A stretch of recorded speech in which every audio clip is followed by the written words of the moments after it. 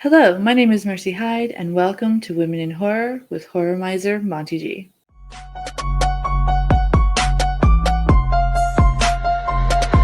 Y'all ready for this?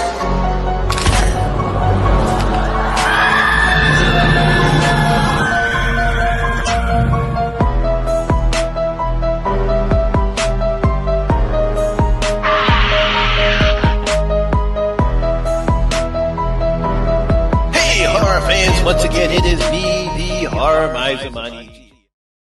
Hey, horror fans! Once again, it is me, the horror miser Monty G. Welcome you to another episode of Women in Horror, where I take on any women who are in the horror field or in the horror community, whether they have YouTube channels, podcasts, acting in horror films, do cosplay. And I have a very special guest, the first time on the channel. It is Mercy Hyde. Say hello to my subscribers, Mercy. Hello, everybody. Okay, first I want to thank you very much for coming on board on my channel. Since this is your first time on the channel, just want to introduce yourself and your channel, and what is your channel all about?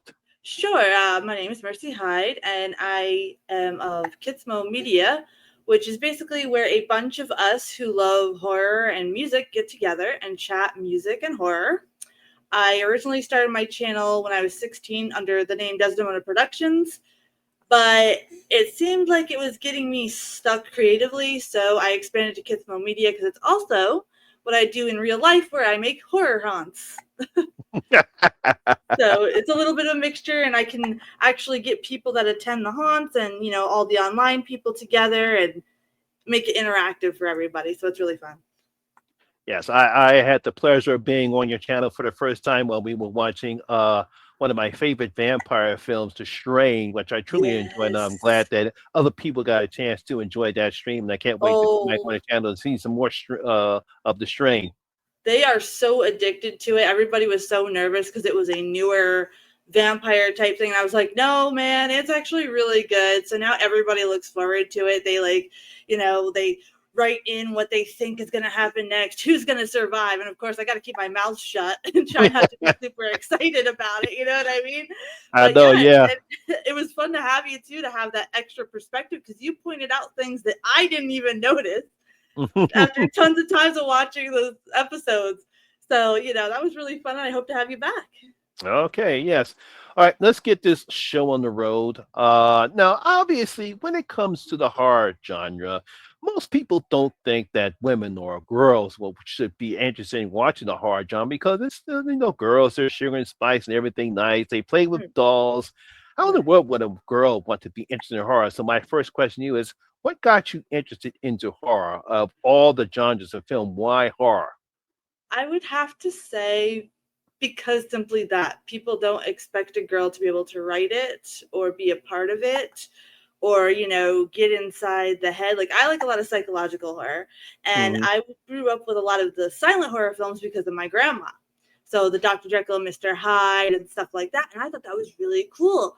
And then I grew up with the Universal monsters and the Hammer horror and everything like that. And I'm like, this is really, really cool. I really love this because it's also artsy. A lot of people look at it and just see it as violence and stuff like that, but it's actually not. And so when I live in a very small town, and I'm known as the spooky girl in town because not many of us are spooky ladies are up here. It's always it's kind of like heavy metal. It's very male dominated. But what really got me into it was that those silent films, the expressions on the face, I really love them. And so then I ended up getting into the photography with horror and then writing my own stuff. So it was just anything to do with the expressions, I think, the human nature of just getting scared and figuring out how to defeat the bad guy. It's something that always interested me. Yeah, because that kind of reminds me when you say you remember the first silent horror film. I believe that would be I think it was the Doctor. I can't remember the name of it. I think The it was known as. Cabinet of Dr. Calgary. Yeah, yes, yeah. Did you actually Yes, see that one? I did. And actually, they used paper mache walls for that one. It's Mm-hmm. also the Living Dead Girl, Rob Zombie's music video is based off that movie. Mm-hmm. Yes. And, that's actually one of my favorite ones too, because if you actually look at it from a design point, it goes to show you don't need a big budget to make a movie either. You could be creative as you want. They use paper mache walls to pull that off. So if anybody's listening or watching and they want to create stuff but don't think they can with a short budget, you absolutely can. And just let your creativity flow. It's fun to give people a scare. People actually enjoy it. It's Yeah. a weird thing, but we actually do, because we like getting scared in a safe space, because we actually know something bad's not going to happen to us. So, Yeah, I know because even with some independent horror filmmakers, when they don't have the budget, it's like you can still make if you know how to make fake blood, mm-hmm. and it might not be the best, but if you know how to make fake blood, then you can actually still make a decent horror film without really spending the type of money that you normally would have.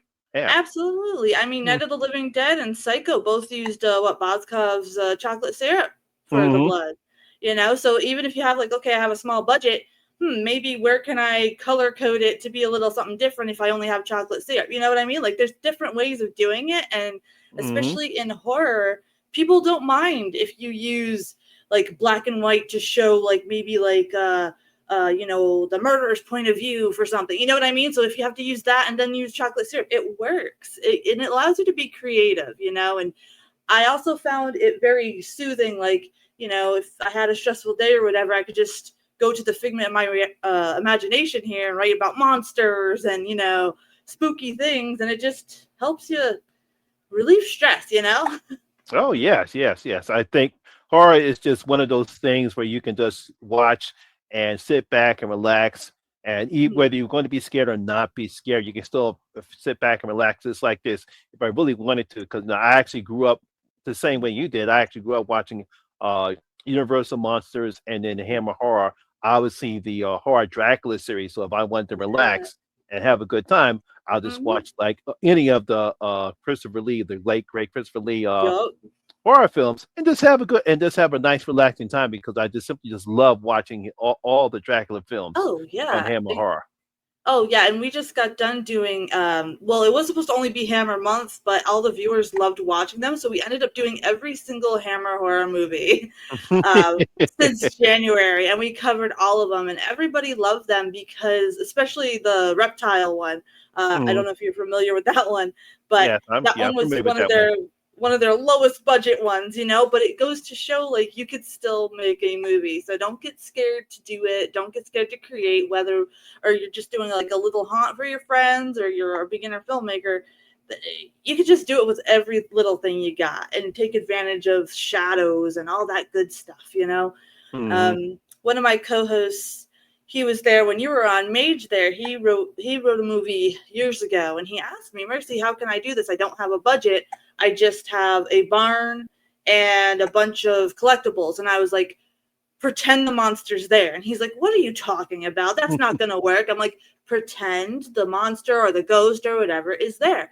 And sure enough, he did it and everybody loved it. So don't be afraid to, Yeah, I know. It's be just low like budget. it's just like people who act in front of a green screen. They know they have a Yeah. tennis ball that Hmm. represents whatever creature it is. Just a tennis ball like that. So all you got to do is use your imagination and pretend.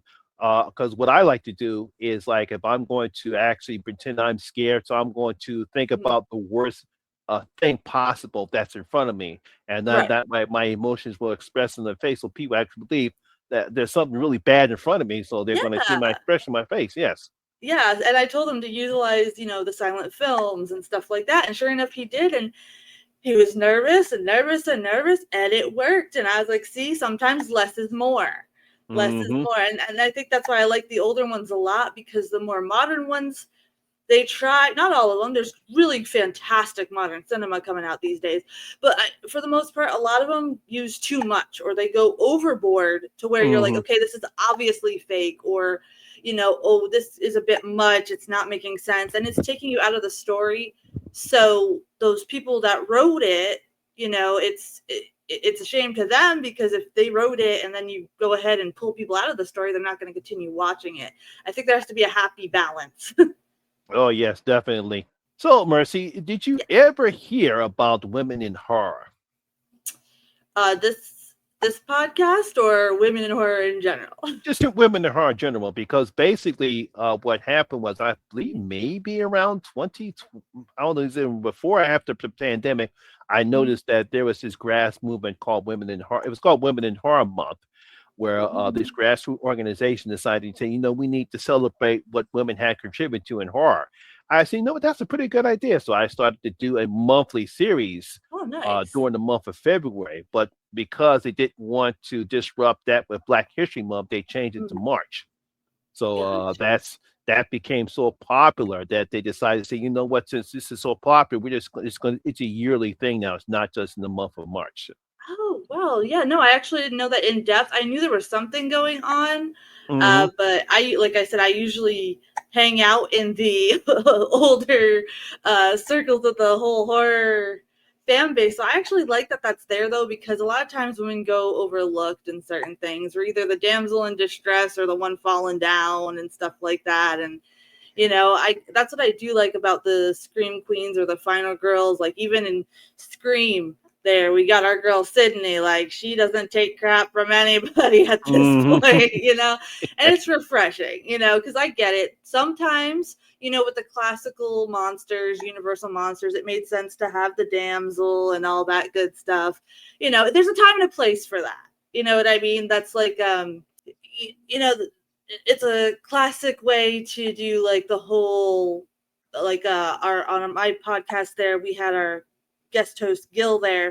He was explaining how that's a nice marriage between the feminine and masculine in horror movies, the damsel being swept away by the monster.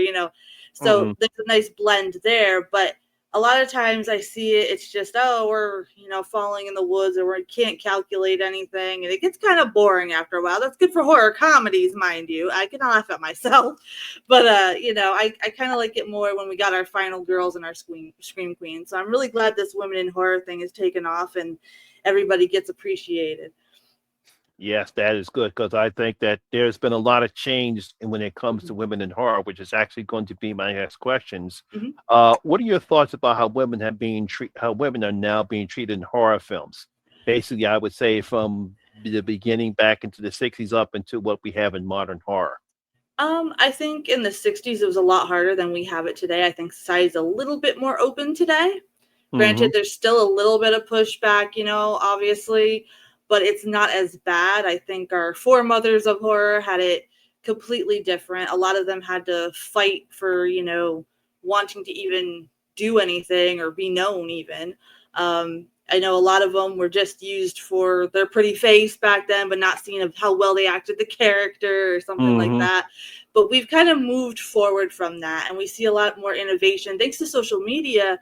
We're actually allowed to show what great artists we have, like, especially the woman from the Creature of the Black Lagoon who designed that. She Hmm. did not get any recognition, and she should have. She designed that. But Hmm. now we kind of have an equal voice, and I kind of like that. And I like how that's evolved, and we can actually work well with our male co-workers now. I say co-workers, but you know what I mean, cohorts here in horror. Uh, Um, because it's just a lot easier now to showcase our true art. Back then, it was a lot different. We couldn't really be seen as artists, really. It was a shame, obviously, but it was a different time. And I'm so glad that we don't live in those times now. yeah, because I think it was a more dominated Hmm. it was more male dominated position back then, or Yeah. actually male dominated field back then. So women were not given the equal amount of treatment, Hmm. even though you would think, you had a woman named Mary Anderson, that wrote Frankenstein's novel. Mary Shelley Anderson, yeah, Mary Shelley wrote Yep. Frankenstein monster, and Yep. that became the basis of one of the most recognizable creatures of all time, Hmm. the Frankenstein's monster. You have to give her credit for that. You have Oh, Anne yeah. Rice. You got Anne Rice. She creates one of the most best vampire books, and one of the most opposite creatures in the Vampire Lestat. You know. Yes. Mhm. And I don't think without them keep trying in a male dominated world like it was, we wouldn't have everything that we have today. And I'm super super excited to be a part of women in horror in the modern day and pay Mhm. homage to the ladies before us. I see. Um, Obviously, there's a big difference when it comes to how women were as far as the damsel and the stress, Hmm. as we now have not just final girls, but badass final girls. So, what do you think about the differences how women were used in horror films? Back between the damsel and the stress into what we now have when it's called the badass final girls, and not just like the typical final girls like we saw in the earlier slasher films, but now we have badass final girls. Obviously with Sydney. I think it morphed from just seeing, again, we had that male dominance, but now it's more equal parts. So we don't worry about the women just being pretty faces and distress now. They're like, man, she's got a pretty face, but she can also think fast and she can handle this. And we could really uh, use her on our team to combat these monsters. Or they're now utilizing, because, obviously men and women think differently. They're now utilizing, the woman's side or viewpoint in these horror movies. Like, man, maybe, not everything is cut and dry. Maybe we need to pay attention to this, that, and the other thing, follow the women's intuition for certain aspects. And I kind of liked how it's morphed to that. And you could kind of see it as horror went on. Everybody cheers on the final girls. Now you see it everywhere on X and Instagram and everything. Everybody's cheering them on, which I think makes everybody happy as well, because, you wouldn't have seen that in the 1960s, the 1970s even, you know. Hmm. It was more like, okay, just, shut up, scream, get slashered, and that's that, and then you had like Jamie Lee Curtis there in Halloween. Everyone was like, wow, that's actually badass, there's the scream queen right there, whereas you had like Fay Ray and like King Kong and all that stuff, they were just the damsel, and it was, that's all they could do. They couldn't really be like, look at me, I'm smart, or I can help tackle everything, or here's my input. Or well, we were watching, I think it was Them from the 1950s, that sci-fi movie. They Uh-huh. would always ignore the women, and the women were right about it. So now I think it's more equal, it's more balanced, and to show final girls is really refreshing, because I know as a young lady myself growing up, it was always annoying not seeing strong women role models a lot. Even on, I'm a 90s kid, but even back then it really wasn't a super big thing. And then I saw Scream when I was a kid, and I was like, yeah, Cindy, yeah, let's do this, you know what I mean? And I was a little kid when that came out. I remember we saw it at the drive-in, and I shouldn't have been watching it. I should have been asleep, but I watched it anyway. There was like a double feature, and there was a family movie beforehand, and they're like, oh, don't worry, the kids will go to sleep. No, I watched that. I was like, yeah, and I was Hey, like, this is the really fact the cool. fact you actually had a drive-in still at that time, because they were Oh diamond yeah, the we dozen. still Yeah. have it. We still Oh have it. wow. It's listed as historical, so they can't take it down. Oh, that's good. That's good. Yeah, 'cause I used to love the drive-in. I was Hmm. in Philadelphia. There was a drive-in theater called the 61st Street Drive-In in Philadelphia, Hmm. and I went there a couple of times. Went there to see Gremlins 2, the new batch, on Hmm. obviously one of the old Sinbad films. I think it was Sinbad. Look, I think it was it the Golden Voyage of Sinbad? I can't remember. Was that or Sinbad and the Eye of the Tiger? It's one of Hmm. those Sinbad films that I saw at the 61st.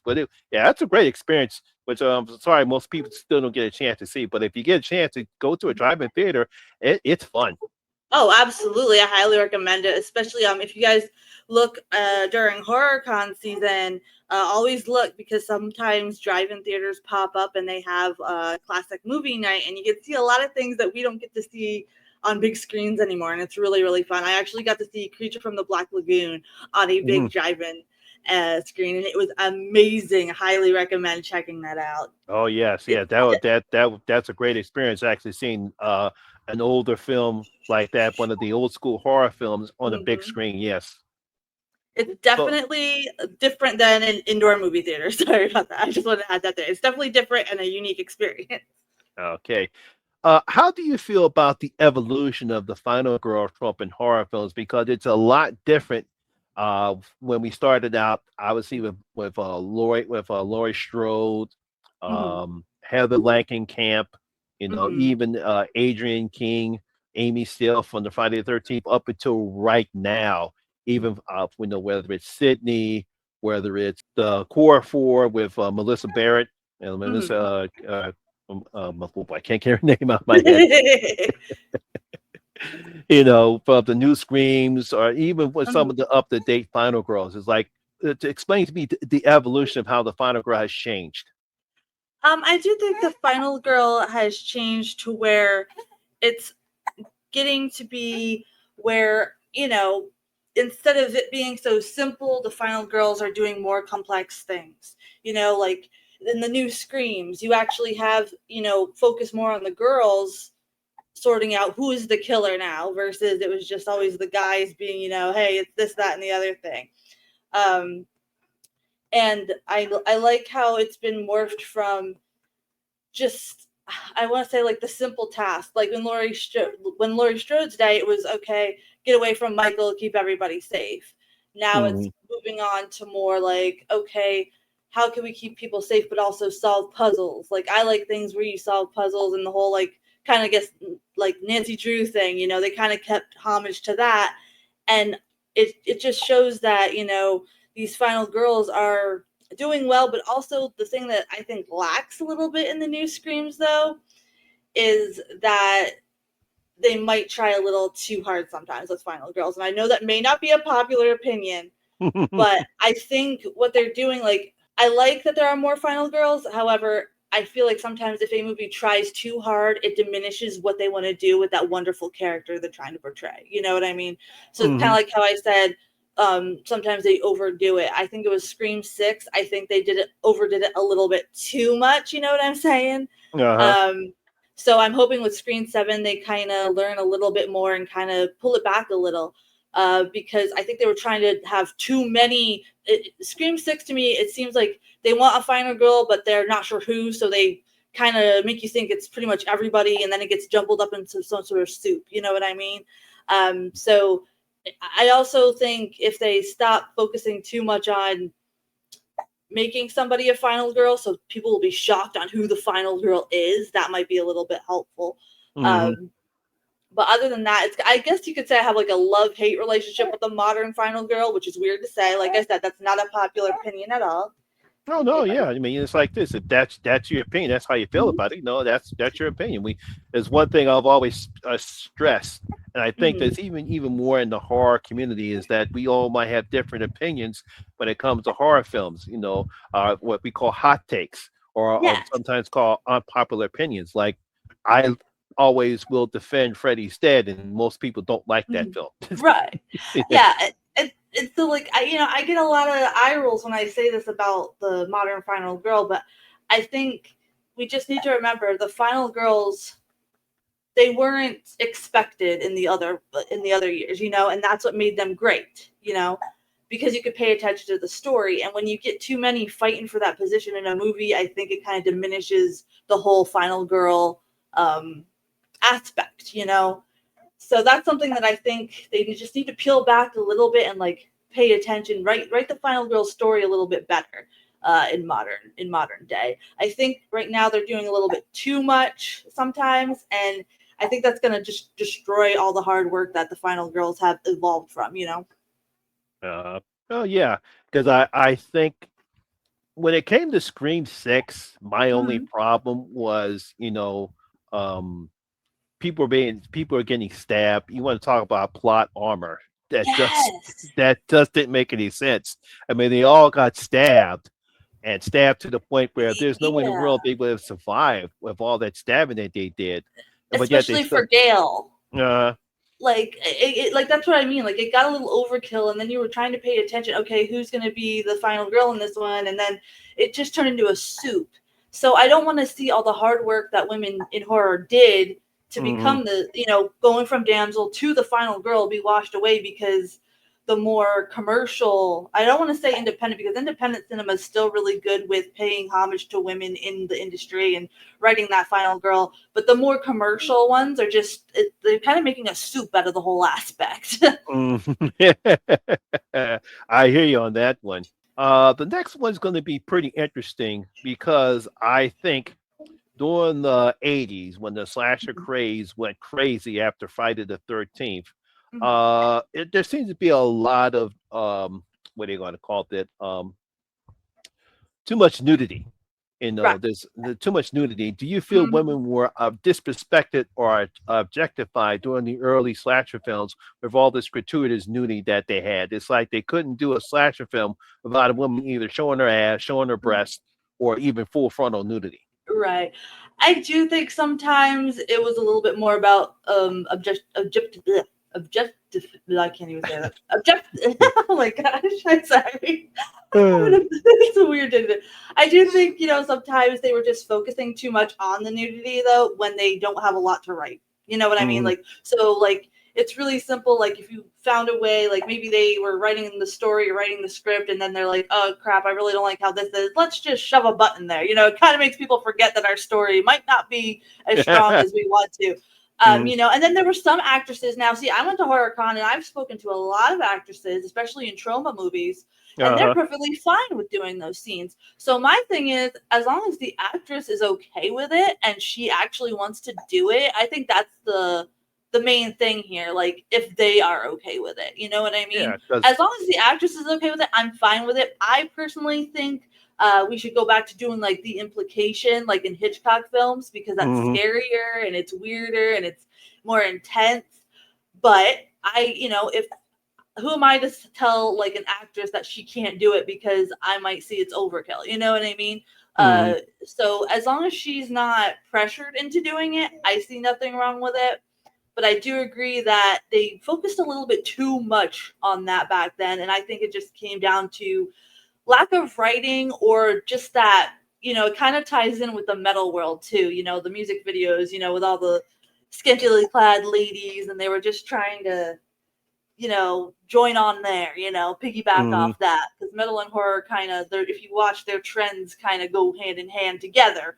Yeah, I So know. it was probably just a sign of the times as well, because I know in the late '70s they started with that with the slasher films. Uh-huh. Um, but 'Cause I all I have to say is if the female actress is okay with it and they know what they're doing, I have no mhm. problem with it.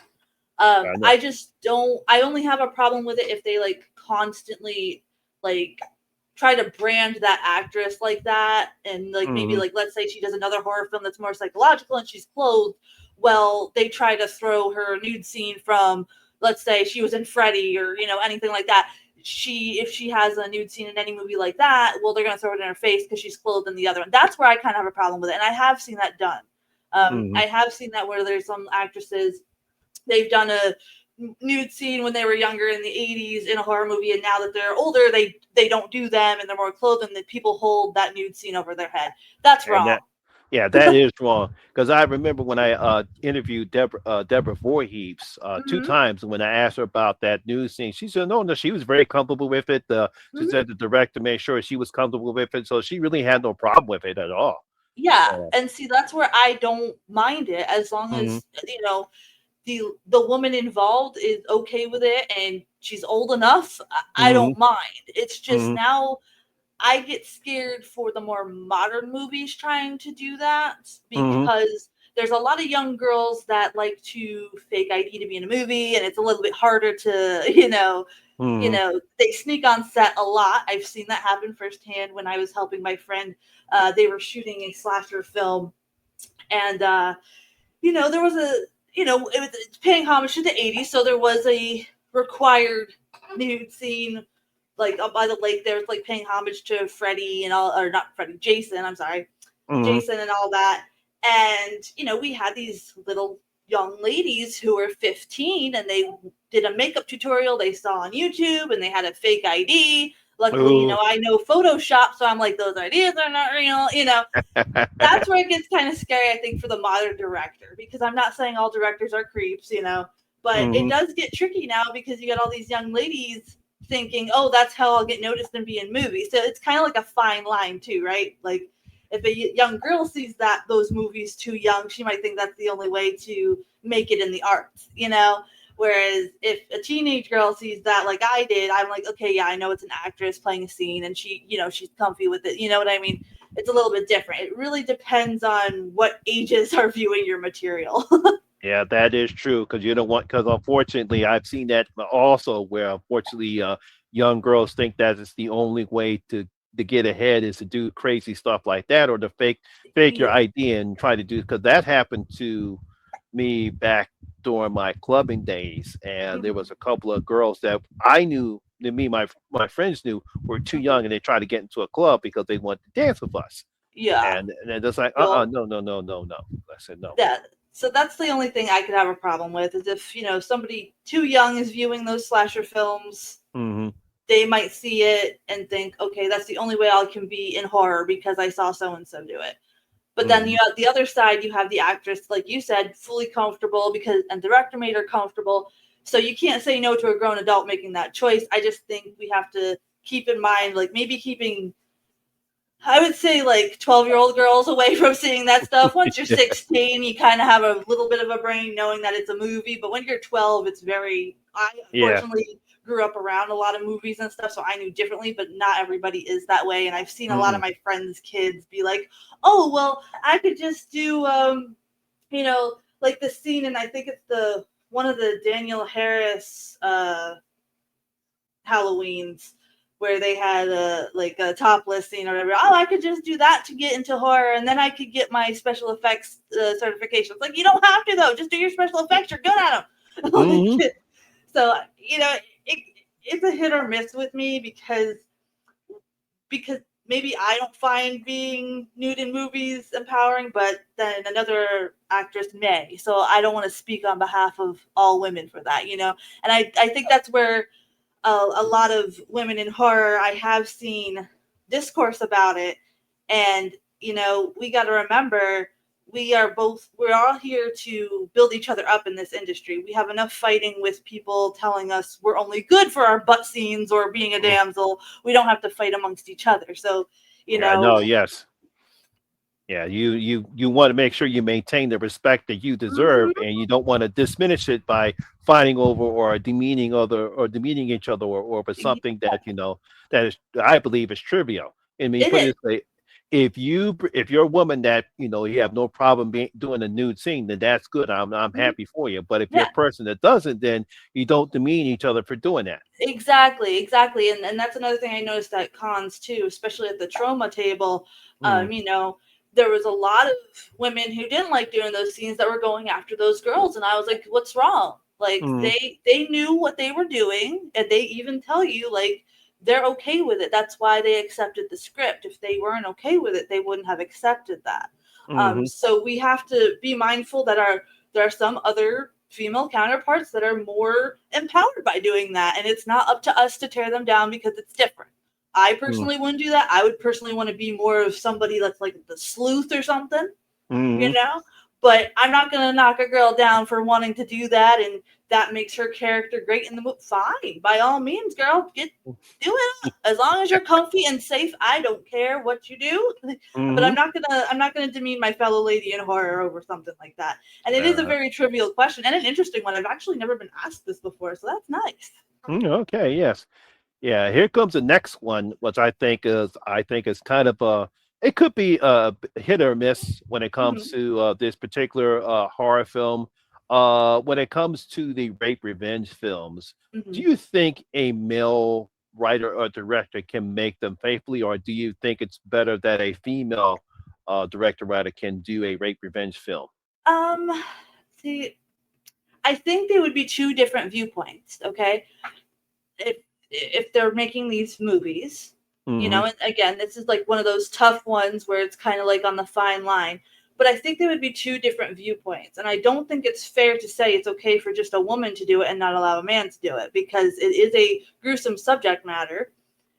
However, there's a lot of good men out there that have stood up for victims and they would know how to write a good revenge film, you Hmm. know? So I wouldn't want to take the voice away from my male counterparts, but I Hmm. do think if a female did it, it would be from the female perspective, which does get ignored a lot. That's why Uh-huh. the movie I Spit on Your Grave, that classic, is such a good one and stands the test of time because everyone was like, oh, wow, that's actually from the female standpoint, and it's a strong one. And yeah, we would get vicious. Hmm. So for these, I think it would be interesting to see it from both because, like I said, two different perspectives of what we think the revenge would be like.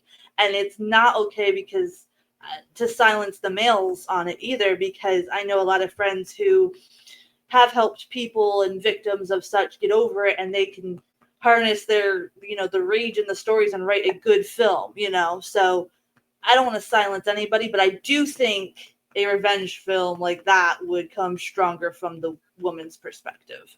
Yeah, because when I take a look at that and Revenge from 2017 by Mhm. Frigate did, it's two Mhm. distinct different styles when it comes to the rape revenge film. Mhm. I like what Caroline did, even though she doesn't really go the full Mhm. route, which is just amplified, but it Mhm. stops.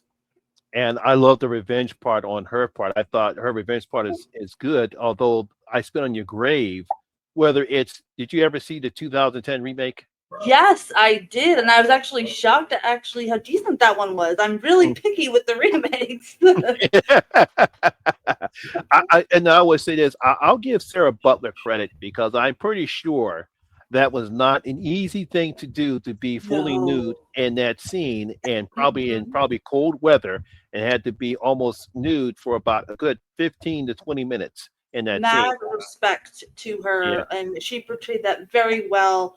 Mm, And when I first saw that one, I was just like, wow, this is actually getting into the emotions. Like, I felt everything, and that's exactly what a film's supposed to do. Much mm, like music, it's supposed to bring you into the story of at hand. So mm. she did a wonderful job, and bravo to her on that, because I would be like, nope, too cold. Nope, screw that. Give me a blanket. And but you want to talk about brutal revenge? I mean, even even worse than the original one. She pulled Yes, no punch. She pulled no punches on on her revenge. I thought they did a good job on her revenge. I mean, she absolutely. had no mercy for any of them. And I think that's exactly, speaking from a woman, that's exactly how I would go too. I would go completely bonkers in my revenge, and I know that Mm, for sure. So she really captured the female rage very, very well, I think, in that remake. mm. Okay, let's see. Do you think women directors of horror films are finally getting the respect that they deserve? Yeah, I do. I do. I think they're getting the respect they deserve, but I also think sometimes some of them are getting. Again, this is gonna be an unpopular opinion, and I'm sorry, my friend, but I have seen a chip on some of their shoulders as well. Mm, So I just want to urge women in horror. It's fantastic to feel confident in it now, right? We're being seen as equal in it, but don't get a chip on your shoulder, because remember, the men used to have the chip on their shoulder and silenced you. Don't do the same to them, since we're now working together. mm, Um, and I've seen like a lot on X. Sometimes I see women directors being like, "Oh, I did this without the help of so and so, blah blah blah." Why are you doing that? Just thank the people that were on your side. Don't mm, concentrate on the people that aren't.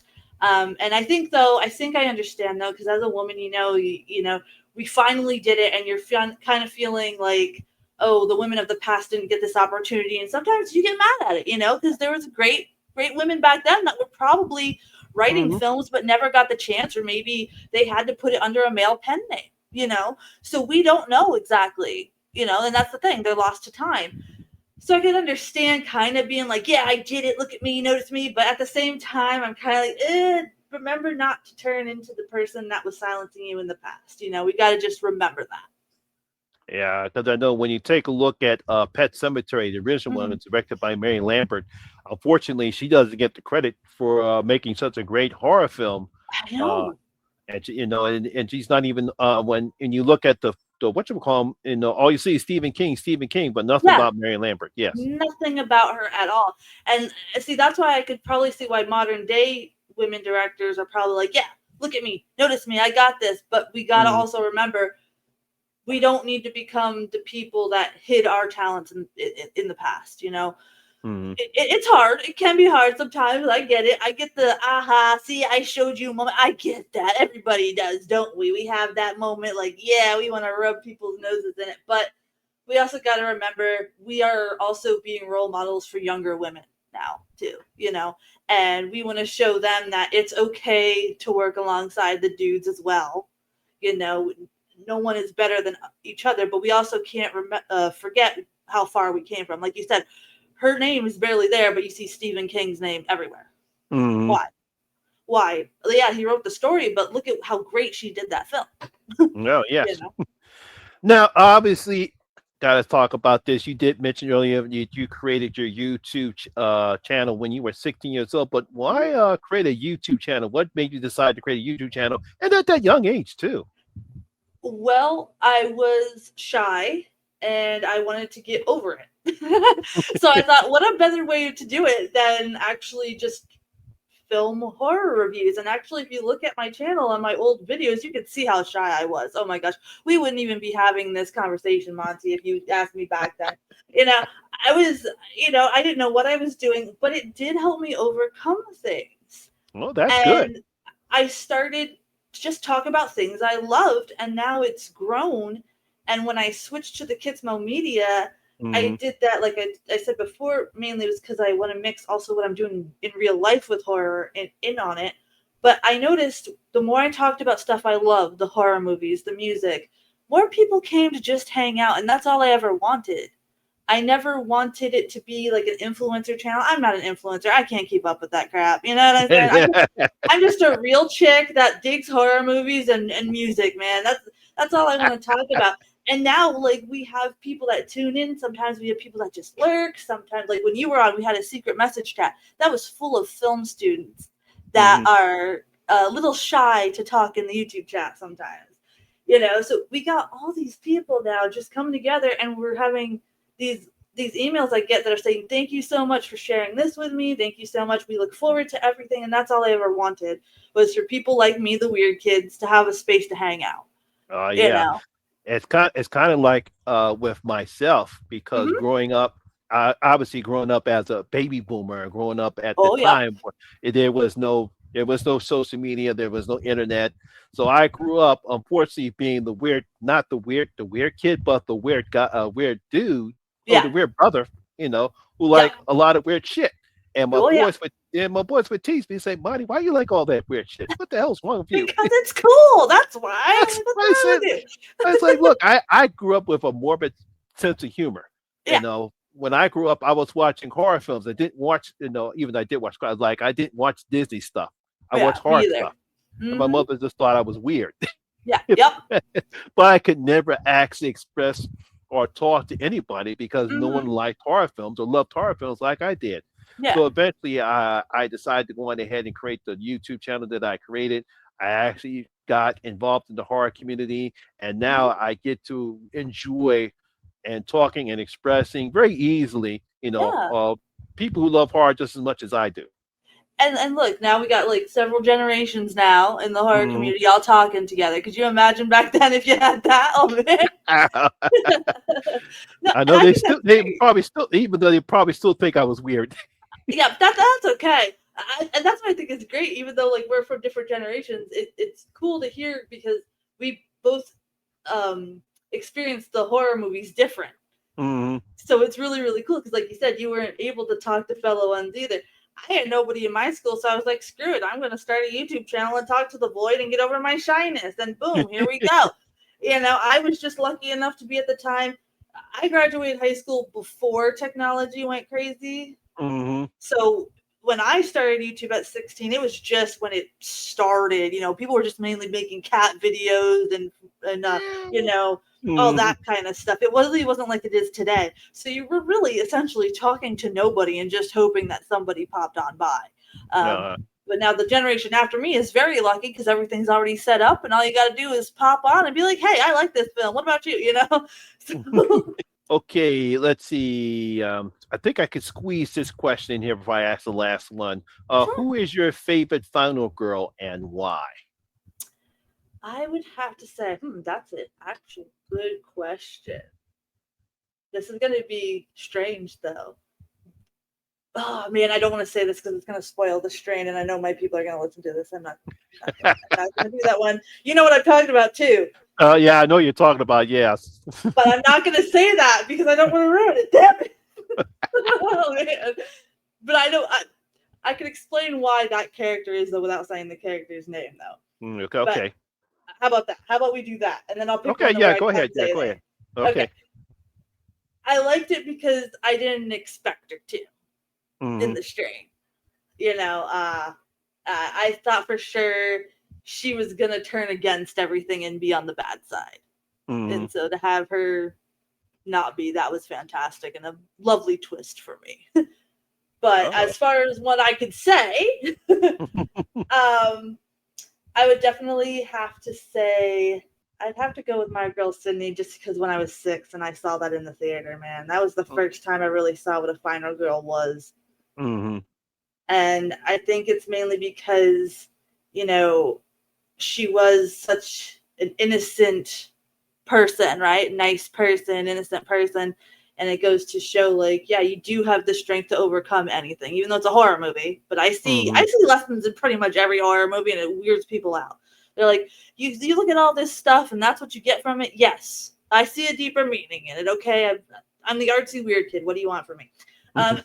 So, but I think mainly because I was kind of like that meek person, like Sydney's character was in the beginning, before, you know, she went through all that and she conquered things. And there's been things in my life where, you know, damn, what would Sydney do at that time when I was younger going through stuff, you know? So I think it was oddly inspiring to see her going from meek girl, like, oh no, everything's fine, blah, blah, blah, to figuring shit out and handling what she needed to do.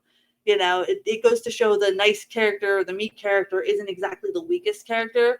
Whereas, like, in other ones, we either had, you know, like an Alien, we had Ripley, obviously she's going to be a strong person. You know what I mean? Like, it was so obvious, okay, that's strong, that's, you know. But with Sydney, she was so meek, you saw for sure she was going to be gone, you know. And with her not being gone, I think that's what she would have to be my favorite one. And I can't believe I'm saying that, because I'm actually not a super big fan of the Scream franchise. But I think it's because I was a kid and I saw that and I was like, yes, you know what I mean? So it has like kind of like that oomph to it. Whereas, like, I didn't really care for 2 or 3 or whatever, but the first one I dig. I dig very much. I see. Yeah, because one of the persons that is probably a member of our Horror Hangout live stream, you probably know her, Velvet, Yes. was not a fan of the Scream franchise at all. Mm-hmm. She's come around lately with the latest 2 versions of Screams, but prior to Yeah. that was definitely not a huge fan of Scream at all. See, that's interesting, because if I was introduced for the recent ones, I'd be like, oh hell no, this isn't for me. But again, gotta remember, I'm growing up in the 90s. That is, you know, so maybe it's because I grew up at that time period too. You know what I mean? So I gotta remember, I can't always see it just from my lens. You know, the younger generation sees the new Screams, like, oh man, this is badass, and I'm all like, but it's literally like, check out the first 3, please. Like, check them out first. Okay, now for the last question, Sure. if you were to create a horror film, what kind of horror film would it be, and what type of genre or subgenre of horror would it be? I think it would be a creature feature, and Hmm. it would be a psychological horror with a creature. Hmm. And I say that because I'm a big fan of the psychological horror. I like it more than the gore stuff. Gore stuff is fine.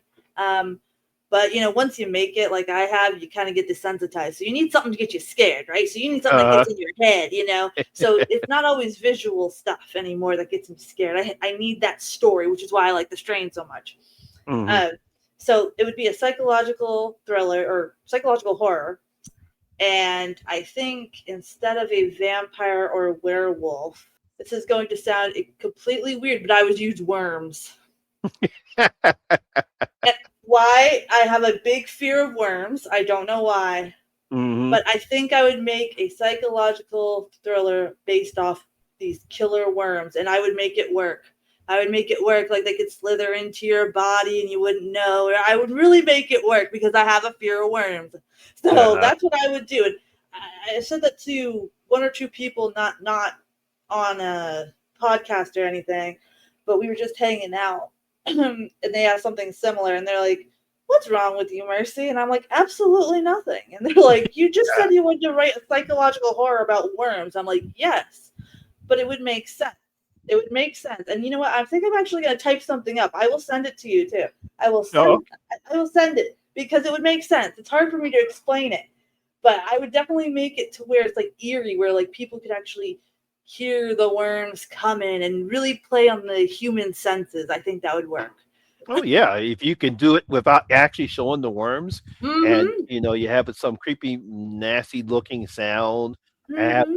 decent music playing in the background in order to emphasize the danger, but not Yeah. actually, if Kind of you like the original Twilight Zone, where like sometimes they would just imply things. Mhm. That's what I would do. I would definitely do that because I don't know what it is about worms. I could deal with snakes. I could deal with anything. I don't like worms. I don't know what it is, but I think, and then because my fear of them, I think I could pull off the psychological horror about I worms. see. Well, I want to thank you, Mercy, for coming on board. It's nice to have you on board, and looks like we able to got everything put in on time, and I really that was Yes, very very good. Obviously, definitely will have you on the Horror Hangout live stream once we get a of chance course, based upon your schedule. Would love to have you on as well. I will absolutely. have a link to your channel in the description box below. So you have not subscribed to our channel, please do so. And once again, you'll probably see me on there as we'll watch more Strain episodes. You should come on down. Well, we'll be happy to have you. Everybody loved you over there, so they want to I hear know. more from your side. So anytime you see us doing that, be like, "Hey, Mercy, I want to hop on tonight. Sure, come on in." Okay, yes, I will do that. I will do that. Now, if you do have an outro, Mercy, go on ahead and say it. Well, I just say stay spooky, my friends, and if you're the weird kid grown weird adult, be sure to subscribe to all these horror creators because we all love hanging out and staying spooky.